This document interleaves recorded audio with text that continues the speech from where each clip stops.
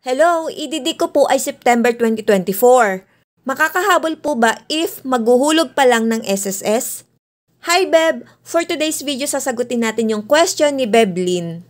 Beb, kung ang EDD mo ay September 2024 at para malaman kung ikaw ay qualified sa maternity benefits, i-exclude natin ang semester of contingency mo na mula April 2024 to September 2024.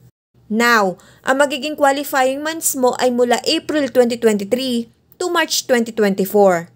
Diyan po magsiselect ng at least 3 to 6 highest monthly salary credits at syempre dapat may hulog ka sa nasabing qualifying period para makompute ang maternity benefits mo.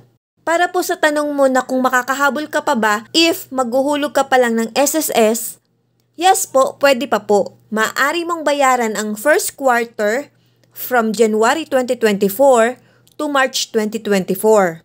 At kung kaya mo ng 2,800 per month for the total of 8,400 na contributions, mas okay po. Dahil maximum MSC ang makukompute dito. Sana'y nasagot ko ang iyong katanungan.